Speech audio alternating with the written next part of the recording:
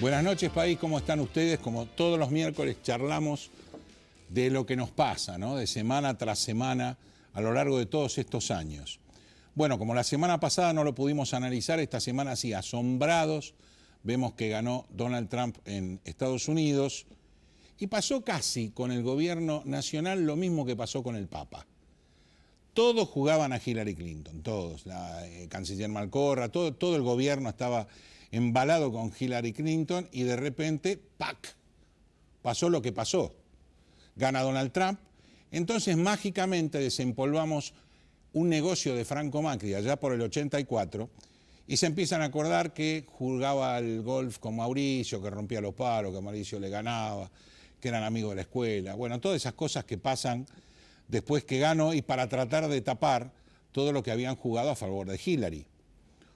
Obviamente, la gran duda internacional, aunque nacional, es si Donald Trump va a cumplir la mitad de lo que prometió. Aparentemente empieza diciendo que lo va a cumplir. Pero no nos olvidemos que la democracia de Estados Unidos es bastante distinta a esta democracia. No es tan fácil hacer todo, aún para el presidente. Por otro lado, ahora nos dimos cuenta que el gobierno está terminando su luna de miel, porque a pesar de que nosotros venimos hablando ya desde el mes de julio de los problemas que va teniendo el gobierno y que no va encarando en tiempo y forma, llámese los jueces de la Corte, los tarifazos, el anuncio de los tarifazos, la inflación, el presupuesto. Bueno, ahora la luna de miel terminó con la nata. Jorge Lanata está hablando de nepotismo y diciendo que cambiemos no es cambiemos, algo que nosotros venimos diciendo desde el mes de julio, porque no notamos demasiado cambio o el cambio abrupto que la gente votó en su momento, quizás harta del otro gobierno que tenía tantas cadenas nacionales, que no dejaba la opinión, que eras pro o eras enemigo, pero este gobierno está adoleciendo del cambio que la gente quiere. No nos olvidemos que la votación pura de cada uno de los candidatos, ni cerca del 40%, ni cerca, la mitad. El resto es contra uno o contra otro. Por lo tanto, deberíamos sacar el tema nepotismo, plantear una ley que lo prohíba y cumplirla. Porque vimos que las leyes en este país se utilizan de acuerdo a nombre, apellido, sexo y edad. Entonces tratemos de que no pase. Y al final vemos que el Estado, sin analizar el tema impositivo, o sea, estamos al tope del mundo prácticamente en la presión tributaria. Ustedes y yo y todos los privados estamos trabajando prácticamente muchísimo tiempo para el Estado, sin que el Estado no nos reconozca nada. Y además tenemos la gran discusión Pichetto, ¿no?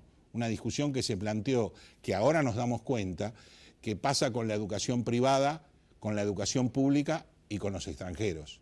Que pasa con la obra social privada, los hospitales públicos y los extranjeros. Esto no empieza ahora, esto viene de hace mucho tiempo. Entonces, la gente, off the record, dice, ¿qué razón tiene? Pero después nos rasgamos las vestiduras con los derechos humanos, lo que tenemos que hacer, que hay que cambiar la Constitución, porque la Constitución habla de que tiene que ser gratuito para los argentinos, tiene que ser para los demás. Cambiémosla, muchachos, y en el 94 la cambiamos. En un pacto nomás cambiamos la Constitución para ver si seguíamos gobernando un poquito más. Las constituciones provinciales las cambiaron, las hicieron como guante para cada uno de los que está durante mucho tiempo metiéndose en la gobernación de los distintos estados que parecen feudos. Entonces no digamos que es, wow, algo tremendo. Estamos hablando de cambiar realmente lo que Argentina tiene desde mucho tiempo. Y si no, un día vamos a decir, no paguemos impuestos. A ver qué pasa. No puede ser que sigamos con el déficit, que sigamos con los problemas, que paguemos dos de todo y que además nos tengamos que callar la boca.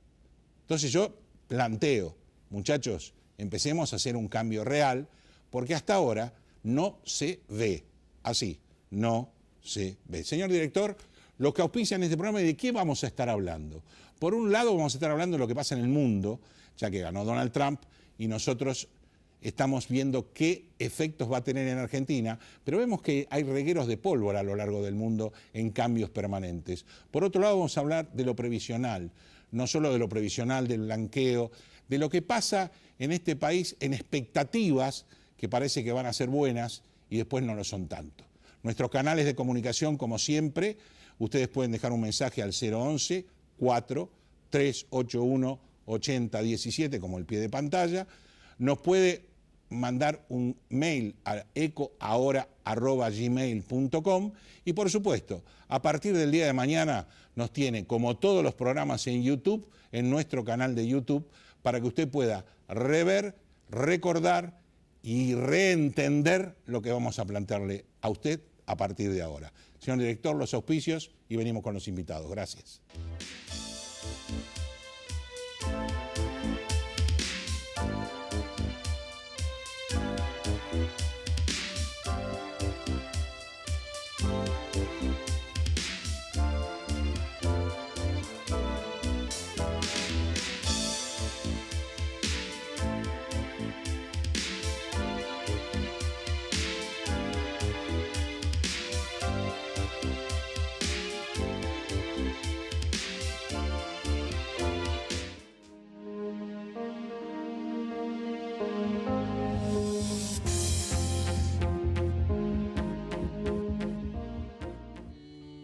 Relevamientos y auditorías fiscales Sociedad Anónima.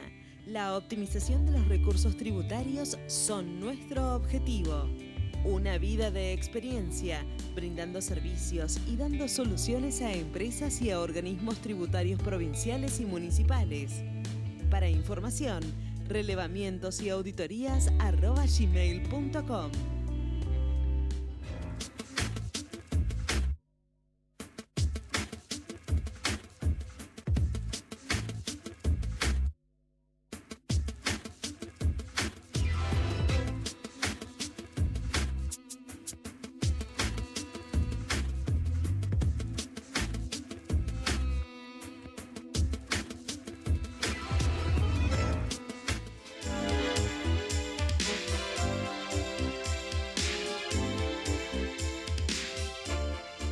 Bueno, primer bloque del programa y vamos a estar hablando de lo que pasó o lo que está pasando internacionalmente. Estamos con un analista internacional, sociólogo, Gabriel Puricelli. Gracias, Gabriel, por estar en Economía Ahora. ¿Dónde desarrollás tu actividad? En el Laboratorio de Políticas Públicas. Perfecto. Bueno, ahora sí, vamos de lleno a ver que me desasnes de lo que pasó. Gana Donald Trump en Estados Unidos, algo que era bastante inesperado para muchos. Para otros no, pero para muchos sí. Pero también hay como una corriente, tanto internacional, Europa, América, es como que la gente se está cansando de determinados gobiernos y vota lo que parecería que en otra época no votaría.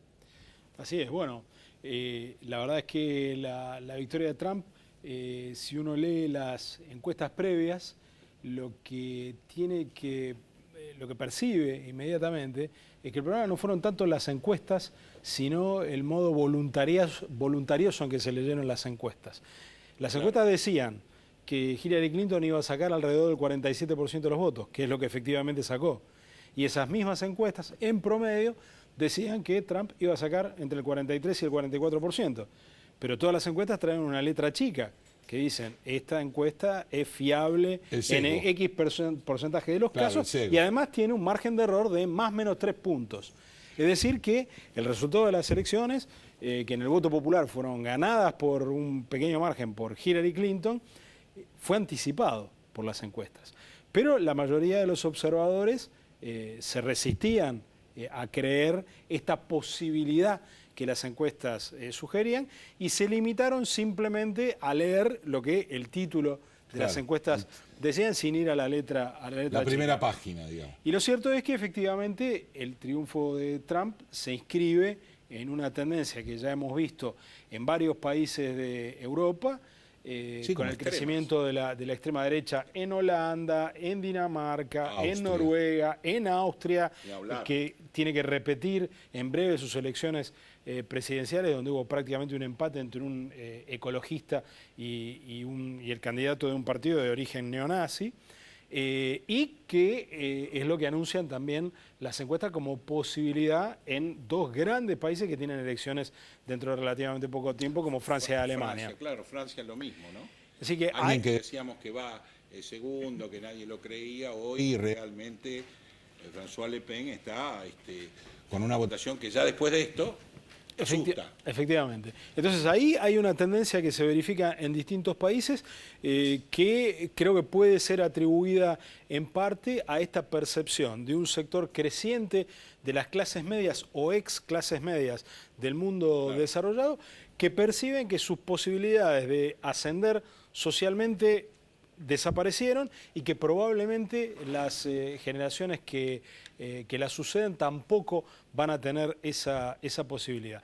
De alguna manera, este es el fenómeno, esta es la miseria de posición que está detrás del cambio de humor de una parte de los electorados. Y digo de una parte de los electorados porque lo que hay que decir respecto del triunfo de Donald Trump es que Donald Trump fue un mal candidato republicano que compitió contra una candidata demócrata peor.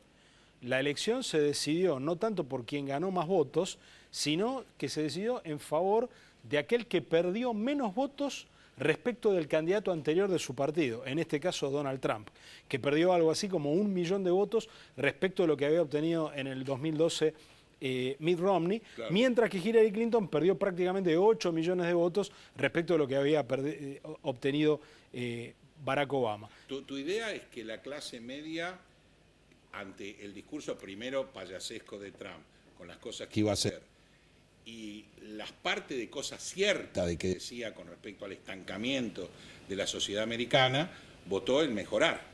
Bueno, hay un sector que fue el que inclinó la elección, un sector minoritario, porque hay que recordar que Estados Unidos tiene un sistema bipartidario casi perfecto, que una vez más permitió que dos candidatos reúnan más del 95% de los votos entre los dos. Es decir, que hay un porcentaje altísimo de los estadounidenses que tienen la costumbre de ir a votar, que siempre votan por el mismo partido. Pero hay un par de decenas de millones de estadounidenses que votan en una u otra dirección según la elección que sea, y allí fue donde Donald Trump logró ser más exitoso que Hillary Clinton. Se está diciendo por estas horas que a Trump lo benefició el voto de la clase media blanca. La verdad es que la coalición social de Trump tiene muchos componentes. Tiene un componente de voto rural, tiene un componente de voto educado con título universitario de suburbio, tiene un componente de clase media de bajas calificaciones educativas, es decir, no es nada más, como se viene reiterando de manera yo creo que equivocada, solo la clase trabajadora poco educada que antes votaba a los demócratas y ahora pasó a votar a Trump, la que explica el triunfo, pero fue ahí donde Trump hizo una diferencia. De una sociedad. Es el estancamiento de una sociedad y es el estancamiento, es la anulación de las posibilidades de ascenso social de determinados sectores. Y esto hay que tenerlo muy presente porque la democracia es un fenómeno bastante joven en todo el mundo y en las economías desarrolladas la democracia se consolidó después de regímenes totalitarios espantosos, entre otras cosas porque hubo una posibilidad de crear una amplísima clase media en los 30 años que siguieron a la guerra. 30 años que terminaron en el 75 con la crisis del petróleo, después de la cual ese ascenso social se amesetó, y después de la crisis del 2008-2009 parece que la factura de la crisis del petróleo la empiezan a tener que pagar los políticos en esta percepción de una parte de la sociedad de que el ascenso social se terminó. Y esto no solo le ha costado la elección a muchos políticos, sino que también es un fenómeno que empieza a cuestionar la legitimidad de la democracia en las democracias en los países desarrollados, ¿no? Ahora, Trump hoy no es el Obama de hace 8 años atrás, porque Obama fue un crecimiento, primero, primer presidente afroamericano, el famoso Obamacare, que tenía mucha resquemor contra eso, pero los americanos o los yanquis no se dieron cuenta que creó 11 millones de trabajos genuinos en Estados Unidos. Y ahora sacan a Obama y traen a Trump, que habla de totalmente lo contrario, a pesar de que dice, primero nosotros cerramos el país y después los demás. Bueno, Obama llega en un momento de mucha preocupación, en plena crisis de Lehman Brothers, Sí. y llega con una ola combinada de fuerte repudio a los republicanos de George Bush hijo y de mucha esperanza por la emergencia de este presidente joven que venía justamente de un sector de la sociedad postergado, que fue esclavizado Sí. hasta muy recientemente Ni en la hablar. historia de los Estados Unidos. Entonces llega enancado en un fenómeno que produce tasa de participación altísima y esta cantidad de votos que decíamos muy superior en el total de la elección y también en el voto para el propio Partido Demócrata. Esta elección parece haber estado más caracterizada por la pura negatividad. Un porcentaje altísimo de quienes votan a Trump deciden hacerlo simplemente para pasar un mensaje de repudio a la élite de Washington representada por Hillary Clinton, y una parte también significativa del voto de Hillary se moviliza simplemente para tratar de que no gane Trump. Es decir, una elección en este caso que estuvo mucho más definida por la negatividad. La revista británica The Economist, allá por abril creo, tituló con lo que para mí es el editorial definitivo sobre esta elección, y lo hizo muchos meses antes del 8 de noviembre, diciendo que esta elección era un concurso de impopularidad. Y me parece que efectivamente de eso se trató, y en ese concurso de impopularidad la elección de Trump se debe básicamente a 100.000 estadounidenses de los estados de Wisconsin, Michigan y Pensilvania que decidieron votar por los republicanos y no por los demócratas. Esos 100.000 estadounidenses en un país de 300 millones de habitantes fueron los que decidieron que 3 estados pasaran a la columna republicana y bajo el sistema de colegio electoral le permitieran a Donald Trump, sin haber ganado el voto popular, al igual que George W. Bush en el año 2000, llegar a la presidencia. No, es increíble, claro, nosotros estamos acostumbrados a otro tipo de democracia, entonces no se entiende bien eso, saca mayores cantidades de votos, pero pierde la elección. Pero claro, porque no es directa. Efectivamente, es una democracia indirecta. Y porque logró ganar 3 estados que los demócratas no podían perder de ninguna manera. Nunca. Y ahí es donde uno podría ir a buscar casi con nombre y apellido a esa minoría ínfima de estadounidenses que al cambiar de demócratas a republicanos terminaron de definir esta elección. Trump, Argentina. Si bien es cierto que Argentina es un granito de arena dentro de las ideas de Estados Unidos y de los complejos que tiene Estados Unidos, no solo bélicos, sino comerciales, su charla con Macri y con Putin da una idea de dónde quiere ir en cuanto a lo internacional, y obviamente Macri lo conoce de otra etapa. ¿Qué bueno o malo nos puede dar esta relación vieja, que a su vez la estuvo mucho remontando Macri con Obama, cosa que es cierta, y que cambió la relación Argentina-Estados Unidos totalmente? Lo primero es que cuando hablamos de relaciones internacionales lo que no tenemos que hacer es personalizarlas, ¿no? El terreno de la política internacional es el terreno del poder puro, ¿no? Adentro de un país el poder está regulado por las constituciones, por la democracia. No existe una constitución del mundo. Claro. No es democrático el orden internacional. En el orden internacional lo único que cuenta es el poder, y el poder obviamente de Estados Unidos es un poder que es incomparable prácticamente con cualquier poder de la historia de la humanidad.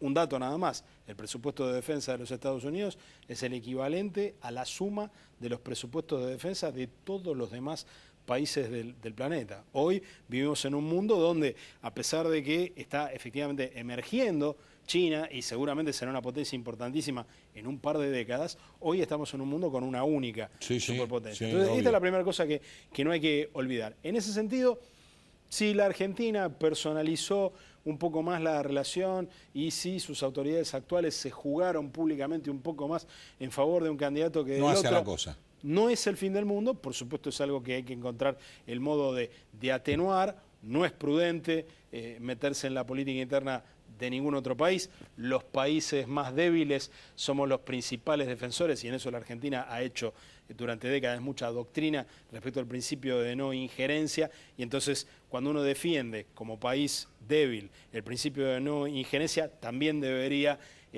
tener esa precaución cuando habla de la política y de lo que sucede en otros países. Las conversaciones con Macri, la conversación con Putin, la conversación con muchos otros jefes de Estado con los que ya ha hablado desde que fue electo presidente Donald Trump, van en una dirección muy clara, en la dirección de anunciar esta nueva forma de aislacionismo hacia la que piensa llevar a los Estados Unidos.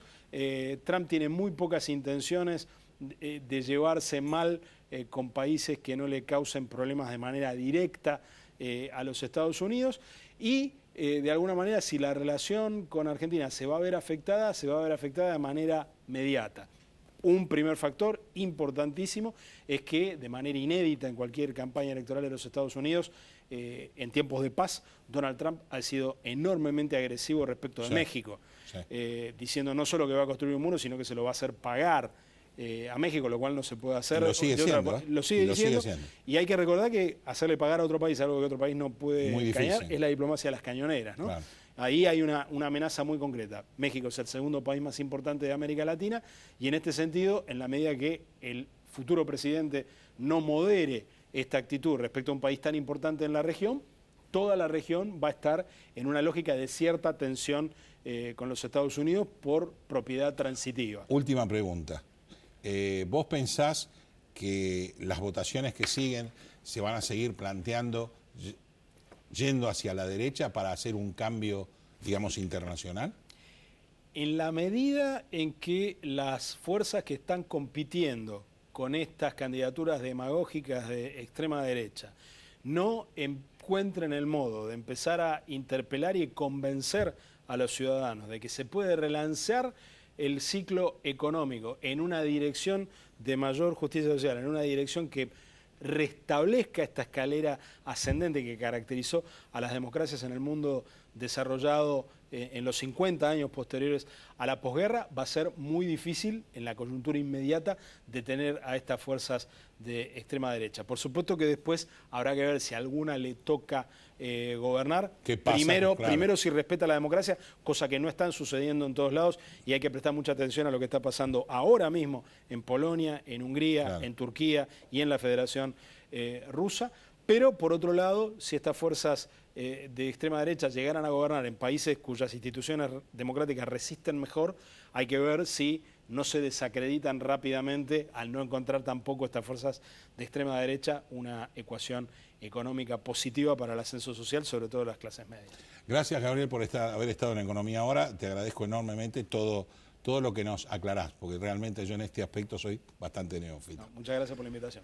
Hacemos una pausa, vendemos y les voy a recomendar un video de 3 minutos y pico que nos va a mostrar lo que hizo Singapur para salir de la pobreza.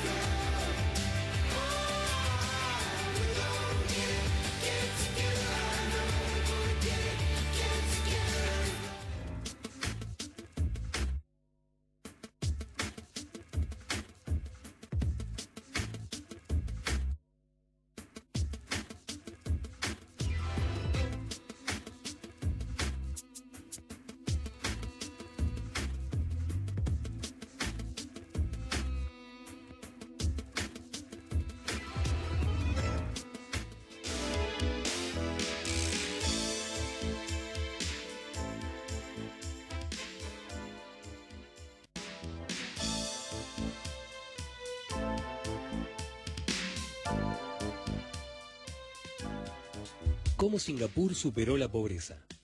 En Singapur se gobierna en general con mano dura. Hace 10 años había 500.000 presos. Hoy solo quedan 50. Todos los criminales confesos y probados fueron fusilados.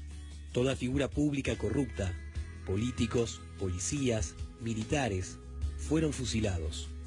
Los empresarios ladrones fueron fusilados o huyeron rápidamente del país. Los drogadictos que dormían en las calles huyeron del país vía Malasia para evitar pena de trabajos forzados o ser fusilados. El mensaje del gobierno del PAP, Partido del Pueblo, en todos los medios advertía que el país tenía un cáncer y la única solución era extirparlo.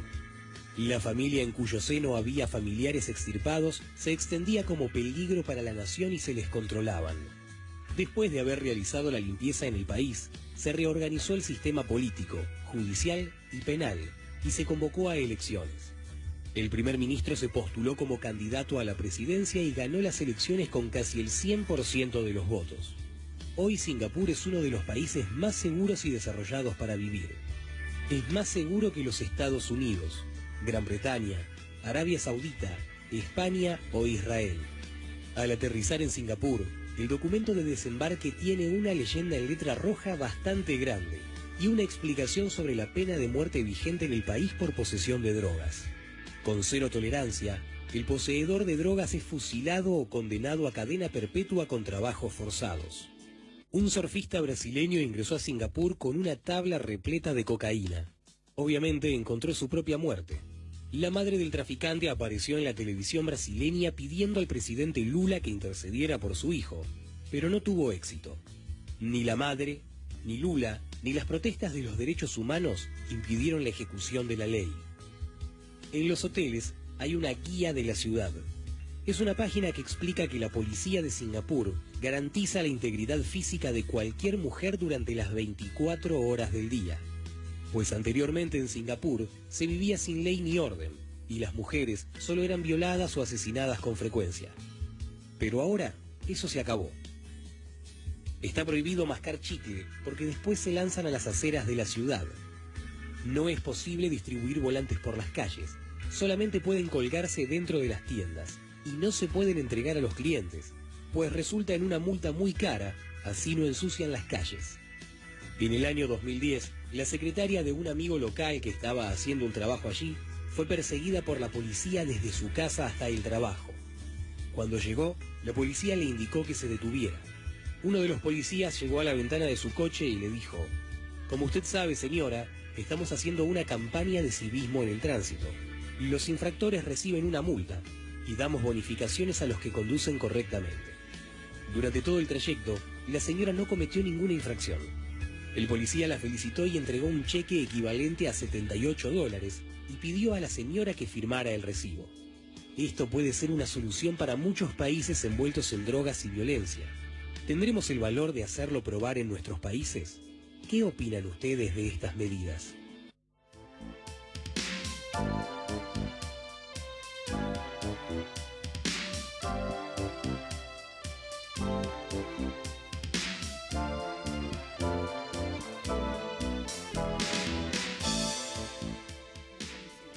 Bueno, volvimos. Espero que hayan pensado un poco después de este video porque realmente a mí me hizo pensar un montón de cosas. Y a mí me hizo pensar como una ciudad que pasó también con Nueva York. Pasó de ser la más insegura del mundo a la más segura del mundo. Yo sé que van a hablar de derechos humanos, de problemas, pero acá hablamos de soluciones. Soluciones que se implementan en distintos países. Ustedes deciden y saben qué opinar, saben lo que opino también. Bueno, ahora cambiamos de tema, nos vamos al tema jubilados, un tema que le va a interesar a usted, señora y señor, porque el que no lo es y vive sufriendo, lo va a hacer y va a seguir sufriendo. Estamos con la doctora Gabriela Marinelli, gracias por estar en Economía Ahora. Gracias por invitarme.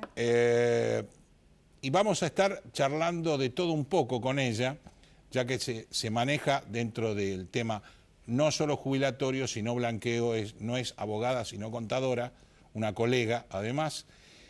Y lo que yo decía, lo primero que quería hablar con vos es esta reparación histórica que me parece demasiado collar para tan poco perro. ¿Qué opinás vos? Sí, opinamos que... Por la cantidad, inclusive por la cantidad de beneficiarios, lo que pierden y lo que ganan con respecto a esta historia que pasó. Claro, la reparación histórica en general se nos presenta como una desilusión. Es decir, se pretende, digamos, compensar a los jubilados por la falta de los reajustes de acuerdo a los índices correctos del ANSES. Entonces va a durar 3 años esta reparación y se estimaba que íbamos a tener una reparación de un 30 a 40% de recomposición del haber. Y en promedio... Era lo que esperaba el jubilado. Era lo que se esperaba y lo que se propuso, digamos, ¿no? Lo que se propuso cuando se discutió la ley. Y ahora estamos viendo que... cuando se discutió el título. Claro. Y ahora vemos que en promedio esa reparación es de un 21%. Y en promedio unos 1.400 pesos. Pero si vamos a cómo se estratifica el aumento, por ejemplo, hay 200.000 casos de menos de 550 pesos. Donde, por ejemplo, hemos visto casos de 50 pesos, 100 pesos por mes. Recordemos que resulta un poco irrisorio, claro, ¿no? para que la gente que por ahí no sabe que un jubilado gana la portentosa suma de 5.661 es la jubilación mínima. Que le quedan 5.400 y pico de pesos en mano y que es maravilloso poder a una persona pagar los medicamentos que aumentaron un 100% y todos los demás servicios que aumentaron prácticamente igual porque la salud en este gobierno fue privilegiada para los laboratorios, digo, no para la gente, y ahora el jubilado no le alcanza para nada. No, lo que pasa y le es que... están hablando de un bono. Claro, del bono anual para fin de año. La gran masa de jubilados cobra la mínima. Sí. Si, por ejemplo, un jubilado que cobra... ¿80, 90%? Sí, aproximadamente. Ya tenemos la otra parte, es todo lo político. Que un no jubilado que cobra la mínima, acepta 52 pesos, 100 pesos de reparación histórica, supera la mínima y con esa superación de la mínima deja de cobrar los 300 pesos de devolución del IVA. Que por otra parte pareciera está vendido como un gran esfuerzo fiscal cuando son 18.000 millones de pesos que pueden sonar a mucho, pero dentro de los costos fiscales, que son 230.000 millones en el presupuesto, es muy chico el costo fiscal para el Estado de esa devolución al jubilado. Que esto hay que resaltarlo. Sí, analizamos, o sea... en los grandes números pareciera un gran esfuerzo. En medidas así nomás tuvimos 53.000 millones de pesos, nada más que en el dólar futuro. Claro. En un solo hecho y en un solo acto. Entonces, 18.000 millones para los jubilados, claro. Que la gente opine. Que la gente opine. El tema es que el jubilado que no tiene sentencia quizás le conviene, pero al que tiene sentencia de muchos años de retroactivo seguramente no le conviene. Igualmente todos los jubilados, lo que nosotros proponemos es que consulten en la base del ANSES con su clave, no de un ciber para que no queden grabados los datos y con la ayuda de algún familiar, para que vea cuánto le corresponde y de acuerdo a eso analice. El que ya tiene juicio iniciado de muchos años de retroactivo seguramente no le convenga. ¿Qué estamos esperando a futuro con los jubilados? ¿Un aumento de edad? ¿Un aumento con este blanqueo incipiente, exitosísimo, casi como la reparación histórica? ¿Alguna mejora dentro de los jubilados? También no nos tenemos que olvidar que metimos dentro de esa olla 3 millones, 4 millones de personas que nunca aportaron, claro. Y que hicimos que ganan lo mismo que el que aportó toda la vida. Claro, una gran parte de los que cobran la mínima están generados por jubilados sin aportes. Jubílese hoy. Claro, sin aportes, o sea, con las famosas moratorias. Lo que nosotros estamos proponiendo ahora, que se discutió en la Comisión Bicameral de Previsión Social, en la Comisión de Previsión Social, perdón, y tuvo dictamen de la mayoría, es un aumento de movilidad extraordinario para todos los jubilados, incluso para los que tienen rentas vitalicias y para los veteranos de Malvinas, o sea, sin excepciones, de un 15.35% como para el...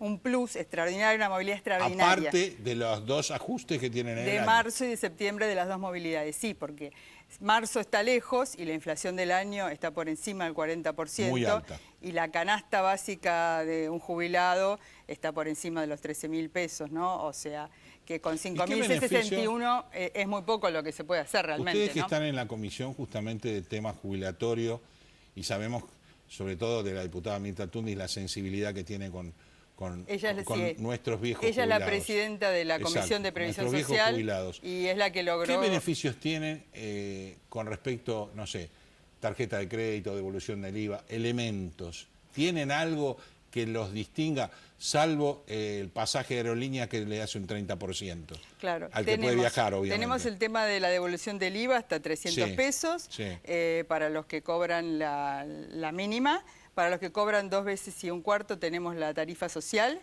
Y bueno, y recientemente hizo mucho ruido el tema de Argenta, de los créditos de la tarjeta Argenta. Bueno, ¿y qué es tal la tarjeta Argenta? ¿Es realmente un gran beneficio o no?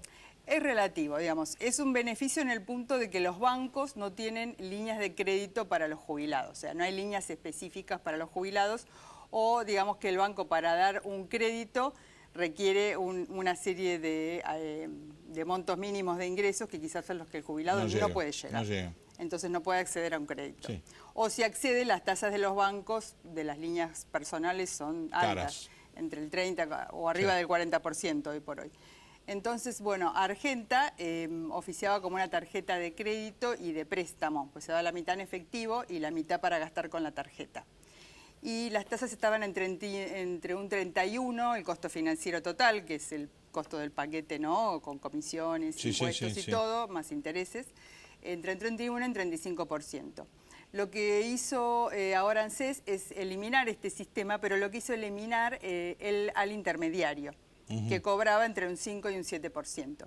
Y con esto lo que se hace la tasa. Es bajar la tasa, pero no, la tasa de interés sigue siendo la misma. Este es el punto. Lo que baja es el costo financiero total por efecto de sacar la comisión. Claro. Pero la tasa total es la misma, es del 28%, y el costo financiero está entre un 24 y un 31%, considerando, depende del plazo, sea un año, 2 años o más, considerando que el propio gobierno en el presupuesto establece una inflación para el año que viene de un máximo en 17%. 17%. Con lo cual, y para el otro año, de un máximo creo de 6,5%. O sea, tasas decrecientes de inflación. Querida colega, no me animo a saber lo que pasa el día viernes, como para decir que va a pasar de inflación dentro de 2 años. Claro, lo que queremos decir es que estas tasas son superiores a la inflación esperada. Obvio. Y consideramos que si es el FGS que está dando estos préstamos, el Fondo de Garantía y Sustentabilidad, que está originado en los fondos de los jubilados o de los aportantes. Que financió, por ejemplo, a General Motors. Que financia, por ejemplo, el gasoducto de Córdoba, el Procrear a tasas del 21%, los préstamos para las pymes a tasa de 19%. Para que la gente sepa que esa plata que al jubilado se la presta a una determinada tasa, la ha prestado a empresas multinacionales, a empresas nacionales, a obras públicas, a tasas muy inferiores. Muy inferiores. Diciendo que protegemos a los jubilados. Claro, y estas tasas están por encima, con lo cual lo que consideramos que las tasas siguen siendo altas. Consideramos con la diputada Mirta Tundis y el grupo de asesores del doctor Alessandro que las tasas de Argenta siguen siendo altas, por más que se eliminó el intermediario, ¿no? Que ahora se cobra nada más que el 1%. El costo financiero total baja, pero la tasa en términos generales sigue siendo alta. Claro. Mirada a futuro y mirada en comparación con otros beneficios, con otros préstamos que el propio Fondo de Garantía da a otras entidades, que no son jubiladas. Última pregunta y la más interesante, que le va a gustar al televidente la aclaración porque están todos con mucho terror. ¿Estamos hablando de agrandar, o sea, pedir más años para jubilarse? ¿Se está tratando dentro de las 2 cámaras? Que yo sepa, de momento no, pero a nivel mundial la tendencia es que sí. Porque sí, a nivel mundial obvio, pero estamos hablando de acá. Por la expectativa de vida, Obviamente. Acá no. Lo que sí no puedo garantizar, yo no tengo conocimiento de ningún proyecto, de los proyectos que hemos tratado en la comisión, no. Lo que sí tenemos conocimiento es de una suerte de privatización o un sistema mixto, que habría alguna tendencia, que el licenciado Basavilbaso ha esbozado en la última reunión de la comisión bicameral, de incorporar un ahorro voluntario de parte del aportante a la masa de aportes jubilatorios. O sea, sería un mix de AFJP con no sabemos jubilación si privada. AFJP o jubilación privada. Claro, pero sería como mejorar mi jubilación a futuro. A futuro. El tema es, en un entorno altamente inflacionario, en una economía de incertidumbre como la que tenemos, volver a un sistema pseudo privatizado lo vemos, digamos, complicado a nivel económico, porque para los futuros jubilados, siendo que los aportantes actuales tienen que solventar el sistema, y que el financiamiento del sistema, ya vimos que el Estado, bueno, el ANSES financió el Tesoro mucho tiempo. Financió todo, sí. Financió todo, también se financiaron con el FGS otros programas que eran distintos, que no tienen que ver exactamente con los jubilados. Se fue y se vino de las AFJP, por eso existe el Fondo de Garantía y Sustentabilidad. Y vemos un deterioro del poder adquisitivo de la moneda. No hay ninguna duda. Lo que vemos que es muy difícil, o sea, el problema de base con inflación, sostener un haber jubilatorio en el tiempo. Eso unido, bueno, a un entorno de finanzas públicas con déficit, endeudamiento. O sea, creemos que agregarle en este momento un factor privatizante, creemos que no es el mejor es agravar, momento. Sí. Bueno, gracias, Gabriela, por haber venido y aclararnos todo esto. Y que, en definitiva, por lo menos los jubilados o los que están próximos a jubilarse se queden un poco más tranquilos de que no, yo también tampoco tengo conocimiento que se esté tratando, pero sí sé que en el mundillo estuvieron charlando de que sería bueno, como internacionalmente están aumentando, y como siempre a los privados le pegamos por la cabeza, dale que va, y vamos a aumentar las leyes y de paso aumentamos las dietas. Gracias por haber venido. No, un gusto. Una pausa, vendemos un poquito y venimos con el doctor Peña, no se lo pierda.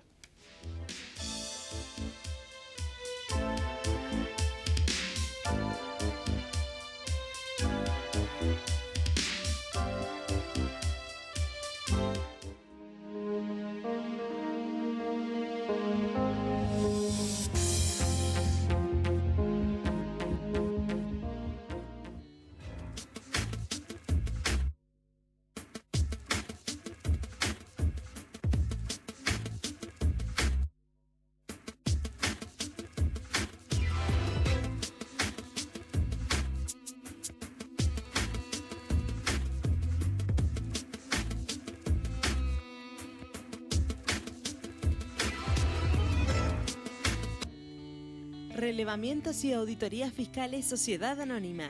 La optimización de los recursos tributarios son nuestro objetivo.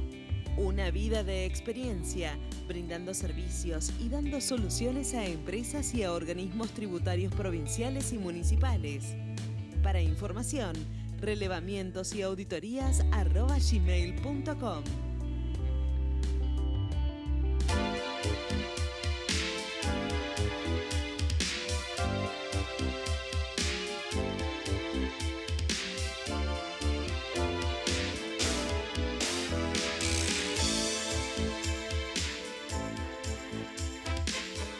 Ahora sí, estamos en el bloque de RPAR, impuestos sobre los ingresos brutos, los regímenes de retención y percepción de las 23 provincias y la ciudad autónoma de Buenos Aires. José Antonio Lanís, todo lo que usted tiene que saber sobre ingresos brutos de cada jurisdicción de este noble país. Un librito bastante interesante donde empieza con la provincia de Buenos Aires, pasa por Santiago del Estero, Santa Fe, Córdoba, Corrientes, Río Negro. Recorremos todo el país en esta obra maravillosa de RPAR. Doctor Peña, buenas noches, ¿cómo le va? ¿Qué tal, doctor? Yo me Raúl siento Rivera? como prácticamente en el gobierno, porque veo, está Félix Peña, el hermano de Peña, y yo estoy con el doctor Peña. Es el nepotismo. Es el nepotismo, exactamente. Bueno, doctor Peña, vamos a charlar un poquito de lo que estaba dormido y se vuelve a despertar. Un caso Skanska que usted habló durante mucho tiempo, quedó dormido porque, claro, no había pruebas fehacientes más que el reconocimiento de la empresa de que pagó coimas, y aparentemente también va a salpicar para el Ministerio de Planificación y el facturero y trucho, ¿verdad? Sí, sí, fue el famoso Infinity Group, que fue una de las principales usinas de facturas truchas. Este fue el primer caso de la corrupción kirchnerista. El primer caso. Y ahí estaban Devido, Fulvio Malaro, que no sé qué era, sí. era digamos, marido de no sé qué funcionario también. Entraba Cameron, que por supuesto era el secretario de Energía. Danielito. Claro. Y un descolgado de Jujuy, que se llamaba Néstor Ulloa, que formaron un fideicomiso. Se llama Fideicomiso Banco Nación. Y tiene un símil exacto con el caso IBM Banco Nación. Pero un símil exacto. Un tema que Peña conoce, ¿no? Que hemos trabajado. Claro, exactamente. Entonces, lo tuvo el mismo juez. El juez en aquel entonces era penal tributario, era tan penal económico de nuevo. Javier López Vizcayar, el mejor juez en la materia tributaria, que creo que no es camarista todavía, no sé cómo, porque No, tendría que ser hace tendría rato que ser. camarista. Tuvo el mismo asesor de la AFIP, que fue el mismo asesor que tuvimos, que fue uno de los mejores supervisores que tuve, Carlos Bo. Era la misma metodología, es decir, pagar los coimas, que fueron ampliamente reconocidas por los funcionarios de Skanska. Claro, no solo las facturas truchas, sino los funcionarios que dijeron que las pagaron. Claro, que las pagamos y son grabaciones. Y fueron procesados todos. Nadie va a adivinar quién, por Ollarvide. Pero luego encontraron las salidas constitucionales Claro. e impugnaron el asunto de las grabaciones que ponían al descubierto toda la maniobra. Pero luego la Cámara y la Cámara de Casación dijeron que no, que la decisión de sobreseer a todos los funcionarios, estaba López, estaba debido. Sí, todo. Era El póker de haces está, sí. ¿Eh? Siempre está el póker de haces. Siempre el póker de hace. Era una sentencia irrita. O sea, que irrita, valga la expresión. Y por ser una sentencia irrita, desconoce el sobrecimiento y vuelve a reabrirse la causa. Vuelve a empezar. Uno lo lee en las noticias, en internet, López de vida, no, eso se terminó, ya se acabó lo que se daba. Bueno, había quedado el último que quedó procesado fue ese Néstor Ulloa, pero sobreseyeron al titular, tal Galera, también, que está prendido en todo, que era el proveedor, el instrumentista. Hacen casting de apellidos. ¿Eh? Hacen casting del apellidos. apellido. Galera. Sí. Galera. Que fue el proveedor de todas las facturas, y Néstor Ulloa fue el último sobreseído. En este momento, todos los que fueron sobreseídos volvieron a fojar. Empezamos de vuelta. Empezamos de vuelta. Lo cual es importante. Es importante porque es una demostración de la Cámara de Casación que actúa, ¿no es verdad?, como órgano máximo en materia penal en Argentina, que cuando ve una sentencia inválida porque es irritable, porque es ridícula, no la toma en cuenta, deja sin efecto y ordena reabrir la causa. Está muy bueno. Con lo cual, este caso fue el primero. Con esto debutaron. Está muy bueno. Está muy fue el bueno. debut de la banda. Y digamos que nos estamos poniendo los pantalones largos. Nos estamos poniendo los pantalones largos así de a puchito, ¿no? De a puchito, de a Ponemos que llegue hasta el talón, después vemos si llega hasta la rodilla, pero no llega hasta donde tiene que llegar. Exactamente. Otro tema importante de la semana es que el amigo Cristóbal López se presentó ante la AFIP. Yo tengo que abogar por Cristóbal con el licenciado Castañora, con el licenciado Abad. Le negaron la moratoria a Cristóbal López. A mí me encanta. Dice, muchachos, yo los robé, ahora denme la moratoria. Qué bueno. No, esto es increíble. Sí. Todo está sonando. Y mire que viene perdiendo, porque Es primero falta quiso vender la empresa, Claro, después todo. quiero al sur el concurso, la quiebra, y no, pega y mal. Es que lo que pasa es que se ha tornado casi una burla al Estado. Claro. Burla a la justicia, burla al Estado. Es decir, las cuestiones más insólitas, las increíbles, las que no diría ninguno en sus cabales, ellos lo ponen, total, ¿qué importa? Sí. Es Hicimos tantas. Hicimos tantas. Hasta ayer creo que seguía diciendo debido y López desde De su cucha. su residencia, Sí. que no, nosotros estamos completamente despegados de esto, no, estamos sobreseídos. Ahora no se enteraron, no le notificaron de que se ha reabierto la causa. Y es una causa porque le dan la validez dando validez y aseverándolo el que dio la coima, el que recibió la coima, Chao. y aparte las facturas truchas de Infinity Group, basta, está completo. Ese falta en y truco. Sí, está sí, todo está dicho, total demostrado. Está todo dicho. Está todo demostrado. Y esas son las cosas, no sé en qué va a terminar, porque también con IBM Banco Nación sabíamos que estaban las confesiones de del banco, estaba uno que se suicidó o lo suicidaron. Sí, se suicidó a 7 metros de altura. A 7 metros de altura, Sí. Claro. Ya que lo hago desde Sí, la lo hago altura. bien, desde lo alto. Claro. Los muchachos que cobraban los cheques, que eran o mozo o tremendo. camarera. Sí, bailarina. Sí. Y aparte de eso, claro, una era camarera, el otro era profesor de baile, Sí. y el otro es un jugador de Boca, que se llama igual, el nombre lo tengo, que había fallecido, cobró el cheque, pero había fallecido 2 años y medio antes. Cobró por caja, ¿eh? Sí, por caja. Lo cual es un misterio. Una maravilla. ¿En qué terminó? Terminó ese. IBM Banco Nación terminó en la nada. Y eso, lo único que ganó el Estado es que hubo 2 que devolvieron. Hubo gente que devolvió, claro. Devolvieron. Y es decir, una vez, como se diría en el barrio, eso que se pagaron, pelito para la vieja. Obvio. No así el caso IBM DGI, que aún aletargado sigue estando con todos los imputados. Con todos los procesados. Ahora, en la apertura yo estuve hablando del caso Pichetto Sí.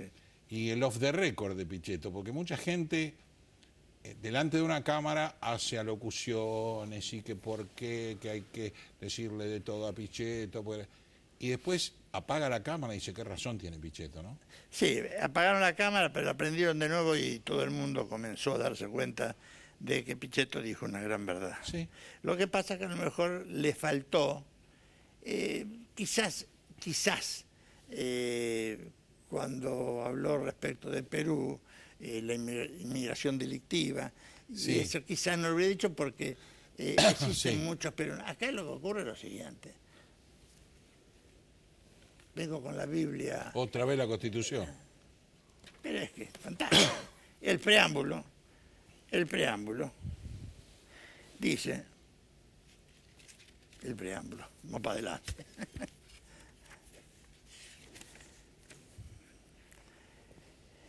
Todo el bienestar general, asegurar, ¿no? Para todos los hombres del mundo que quieran habitar el suelo argentino. Pero este libro, que poco se lee, pero que es tan importante, tiene un artículo número 20, ya Sí. estamos hablando ya los artículos de la Constitución, dice, los extranjeros gozan en el territorio de la nación de todos los derechos civiles de los ciudadanos, pueden ejercer su industria, comercio y profesión. Bueno, no, pero acá estamos hablando de otra cosa. Estamos hablando de la falla tremenda del gobierno anterior en el colador De las fronteras. y más ya no era ni colador, No, pasaban directa. no era colador. Había doble documentación para votar. Doble documentación para votar. Claro. Entonces, no se preocupó, tampoco el ANSES, de figurar si verdaderamente eran ciudadanos, residentes, o eran, no sé, pero eran residentes, cuánto tiempo estuvo en la residencia, qué ocupación tenía, dónde se ubicaban, etcétera, etcétera, etcétera.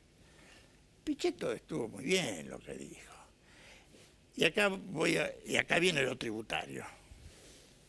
La famosa teoría de la doble vía, en la cual los que no son extranjeros indocumentados y usufructantes de todos los beneficios del país y que no ponen nada, o sea, los contribuyentes, entregan el dinero al fisco.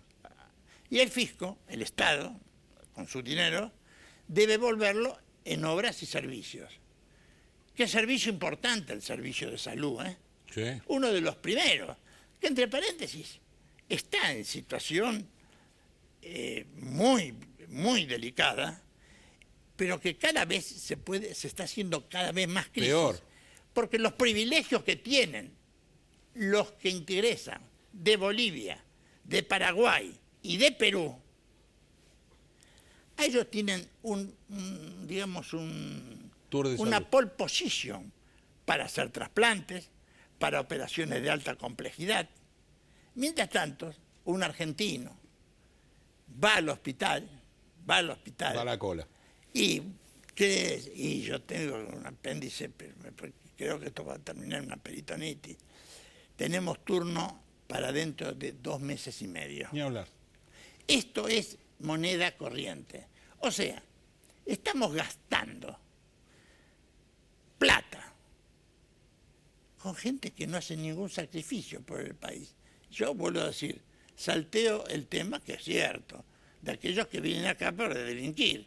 En los países, eso lo sacamos. Eso lo sacamos. De cualquier manera, yo creo, y como para colorario del tema, cuando un argentino tiene que atenderse en cualquiera de los países limítrofes, o pagás o no te atienden.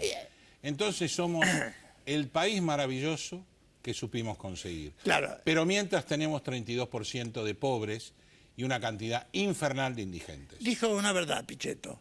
Somos tontos. Somos tontos. Estamos entregando todo lo que sería para los que están trabajando. Y hasta llegó al tema de las universidades, que tienen universidades gratuitas completamente. Y bueno, ya a lo mejor quitándole el asiento a alguien con posibilidades que por el régimen de exámenes y demás no han podido entrar. En un segundo, porque ya se nos va el tiempo, también hubo un estúpido que dijo que esa gente que viene a las universidades aporta al país porque consume, porque paga IVA, porque va al supermercado y porque alquila. Yo digo que yo así quiero ir a Harvard. Y les aseguro que voy al supermercado, alquilo y consumo. Pero a Harvard gratis. A ver si lo pueden hacer. Gracias, doctor Peña. Gracias a ustedes por haber estado con nosotros. Lo esperamos dentro de una semana para que usted y nosotros sigamos hablando el mismo idioma. Porque el gobierno no sé si es cambiemos. Nosotros sí no cambiamos.